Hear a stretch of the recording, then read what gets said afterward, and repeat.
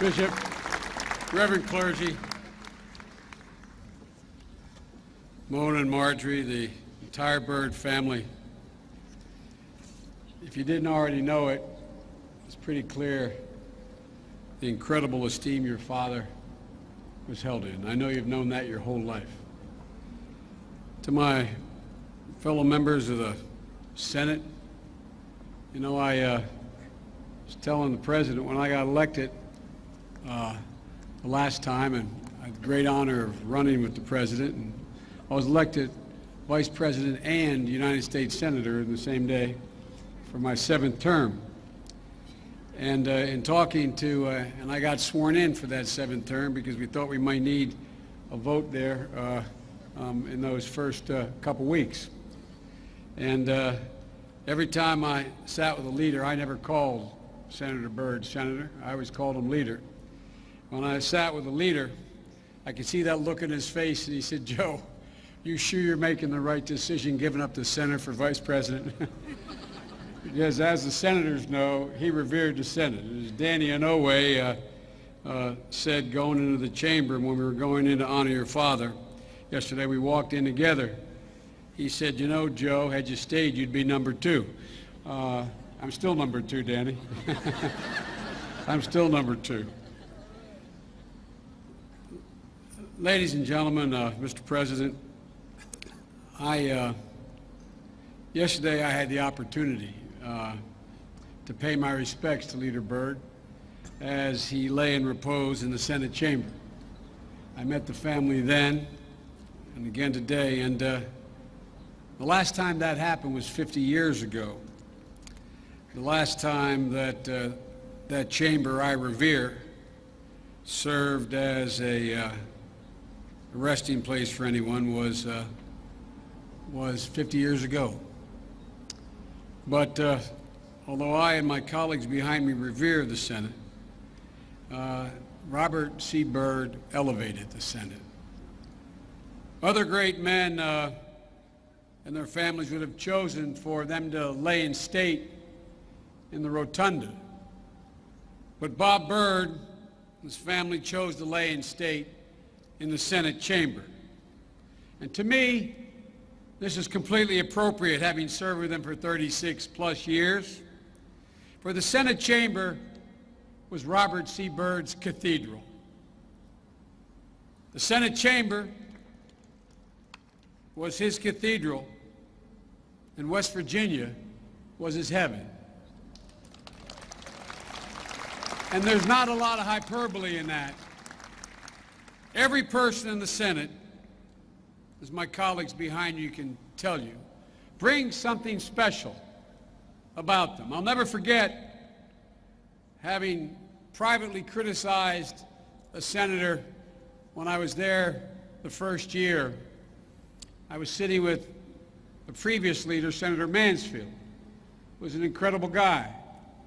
And he told me that, he said, why are you upset? And I told him about a particular senator railing against something I thought was very worthy, the Americans with Disability Act.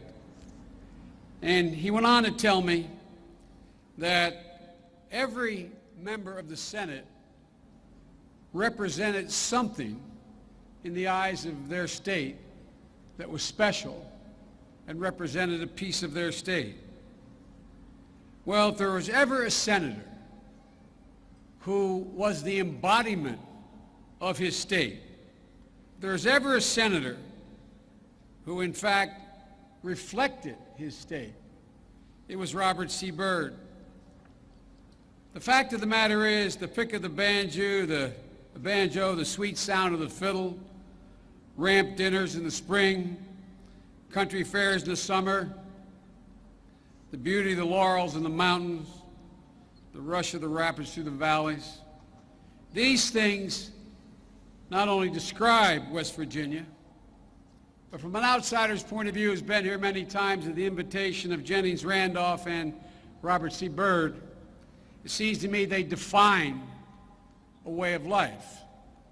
It's more than just a state. And Robert C. Byrd was the most fierce defender of not only the state, but the way of life. I think the most fierce senator that probably this state has ever known in its history.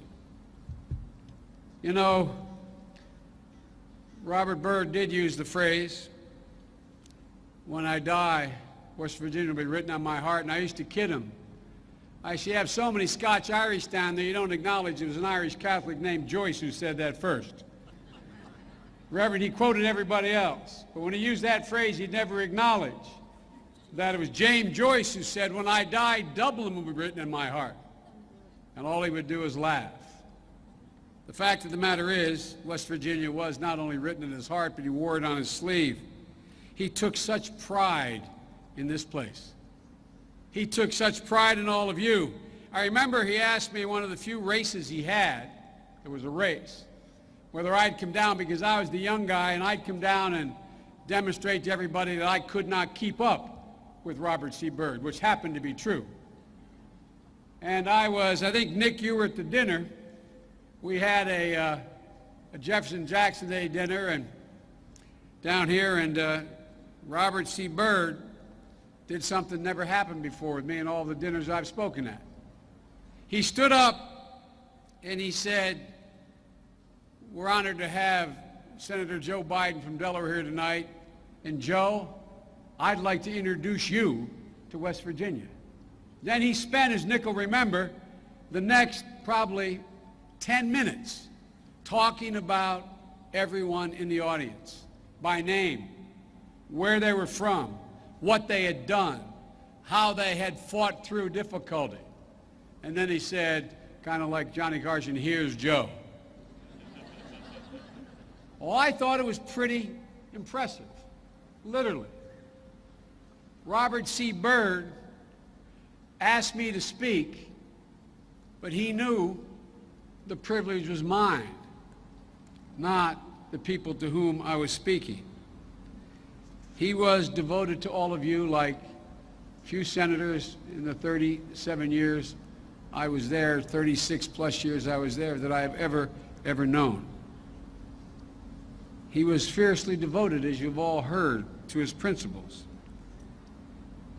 Even once he became power, he always spoke truth to power, standing up for the people he proudly was part of. And you've heard it many times a day, but it bears repeating again in defense of the Constitution he revered.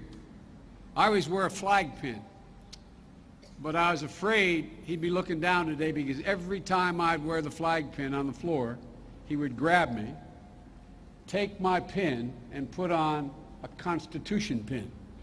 That's the pin I'm wearing. So, boss, I'm wearing the pin.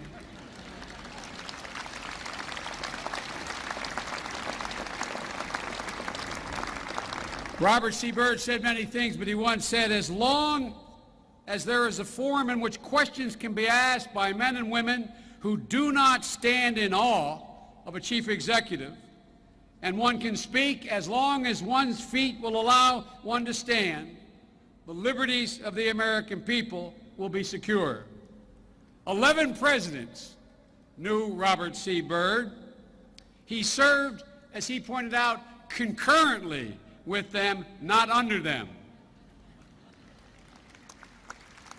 And 11 presidents, where they all here and 2 are here, can attest to the fact that he always showed respect, but never deference, and he stood in awe of none. He had an incredible, prodigious memory that I will not take the time to regale you about. I just remember one time sitting with the Queen of England at a formal dinner, and he recited the entire lineage of the Tudors, and every year each one had served.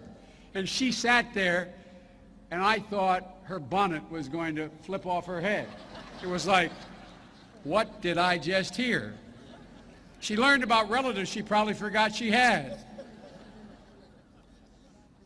As also noted, Robert C. Byrd was a parliamentary library, a keeper of the institution of the Senate, and he was the institution itself. But to me, and many people here today, like guys I see, Bill Bradley and Jim Sasser, who've long left the Senate for greener pastures, and I hope better remuneration. We used to kid about that too, but for a lot of us, he was a friend, and he was a mentor, and he was a guide.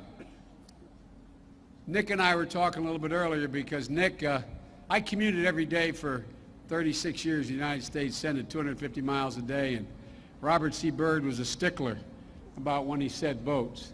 And I'd drive down from Washington, and I'd call Nick on this big old car phone I first had. It was about that big. And I'd say, Nick, I can see the dome. Hold the vote. I can see the dome. Finally, Nick caught on. He said, Joe, or Mr. Senator, how far away can you see the dome? Because he'd be the one to go to the leader and say, can you hold the vote 2 more minutes for Biden? And as long as I was behaving, he held the vote. But when I found myself in disagreement, I'd stand there to catch a 7 o'clock train. He'd set a vote for 7 o'clock. And I'd walk up to him, and I needed 7 minutes from the chamber. And Nick knows this. I'd walk up to him, I'd stand, always stood down in the well, and he stood in that first riser. And I'd say, Mr. Leader, I know we got an hour. I said, you set the vote for 7. Any possibility of setting it 10 to 7 so I could get the train? And he'd go like this. He'd look at the clock, look at me, look at the clock, and say, no. No. But that's because I misbehaved once. I voted with George Mitchell on a matter relating to minors, and that was a big mistake. He literally took the roll call sheet. There's these sheets, as the staff members know, with every senator's name and how they voted. He took the roll call sheet, had it framed, had my name circled in red, and literally had it screwed to the ornate door frame in his office then as the chairman of the Appropriations Committee. So every single senator coming to see him would walk out, and at eye height they'd see Biden circled in red, and know darn well they better not vote against Robert C. Byrd ever. You think I'm joking? I'm not joking. But then I got in his good graces. I tried to run for president. He said, I don't want any senators running for president. I said, why, Mr. Leader? He said, because you never come back and vote when I need you. So I made a promise that no matter where I was, if he called me and said he needed my vote, I'd drop whatever I was doing and I'd come. And I kept the commitment, the only one I might add. That got me back in his good graces again. The point is that this is a man who knew exactly what he was doing. After I was elected in 1972 as a 29-year-old kid, I was number 100 out of 100 in Senate seniority. And Leader Byrd offered up, he was then the whip, he offered his office to me to come down from Delaware so I could have a place to interview staff members. It was in his office and the connection his secretary put through that I received a call telling me that about an accident which took the life of my wife and my daughter. And when they were buried, we held a memorial service a couple days later in Delaware where thousands of people showed up, and it was a bone-chilling slate day of rain, and people couldn't get in the church. And I never knew it initially, but Robert C. Byrd, and I think you may have driven him up, Nick, drove up on his own with Nick to that church. He stood outside for the better part of an hour in a driving rainstorm where the temperature was below 32. When my brother saw him and asked him to come in, he said no. He wouldn't displace anyone. He stayed there for the entire service. When the service was over, he got in his vehicle and he drove back, never attempting to be noticed, never seeking to know, as my deceased wife used to say, the real measure of generosity is, would you do it and no one ever knew you did it? Well, Robert C. Byrd did that. I was appreciative of what he did, but I quite frankly didn't understand until a couple years later. I was in his office, and behind his desk was a huge boot cast in bronze. It was Michael's boot. It was his grandson's boot. And all of a sudden, it came so crystal clear to me who this guy was. I'd known him, but I understood immediately what he was about. For him, it was all about family. It was not just Irma, his beloved wife of 69 years. It was not just his daughters, his grandchildren, great-grandchildren, all of whom were in our prayers today. It was an awful lot of you. I'll bet if he were here, he could look out and name you, and tell you what your father or mother did for him, what your grandmother or grandfather did for him, and how you made such and such of yourself. Clearly in his own life, Robert Byrd suffered a lot of hardships. You all know the story, losing his mom, being raised and adopted by an aunt and uncle, growing up in a home without electricity or water, having to work at an early age. He had an incredible, incredible determination. One that I don't think any of my colleagues have ever witnessed, to be my guess. But you know, this man was, it wasn't just that, as President Clinton pointed out, that at age 47 as a sitting congressman, or 45, he went and got a law degree. I don't know whether you know, you probably do, Mr. President. He got that law degree without having a college degree. And at age 77, he went to Marshall University and completed his work, getting his college degree.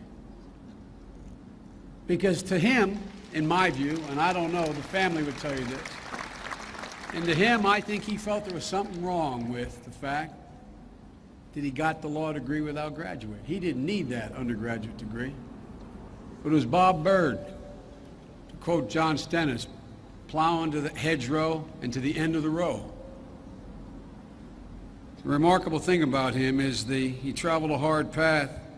He devoted his life, though, to making that path a little easier for those who followed. This is a guy who continued to taste and smell and feel the suffering of the people of his state. He tasted it. That's why it was so deeply ingrained in him. It wasn't just a moral obligation. This guy remembered. And he unapologetically, has been pointed out, did everything to improve the lives of the people of Delaware by stealing all the money from Delaware, Tennessee, Texas, California that he could possibly get. You remember, Governor, there were 2 campaigns ago, he's getting beat up for trying to move, was it 2 campaigns ago, to have the FBI move down to West Virginia. And the national press was beating him up. And I was on the floor with him, and he just had getting ripped in a press conference about that. And he, you know how he used to grab you by the arm and walk me back, he said, "Joe, I hope they keep throwing me in the briar patch." But I tell you what, you West Virginians owe a lot of people in Delaware for a lot of money we should have gotten and you got. I just want you to know that. So be nice to the rest of us. And by the way, if you doubt it, you just drive here. You cross the Robert C. Byrd Drive, the Robert C. Appalachian Highway, the Robert C. Library Learning Center, the Robert C. Byrd Clinic, the Robert C. Federal Building in Charleston, and on and on and on. But ladies and gentlemen, of course, it's more than the name we're not going to forget. It's his courage. He died like he lived. He died like he lived his life. He never stopped fighting. How many people would have hung on as long as he did? How many people would have had the ability to get back out of that hospital bed and get in a wheelchair and come in and vote for this? He never stopped thinking about his people and the things he cared about. Speaking several weeks ago,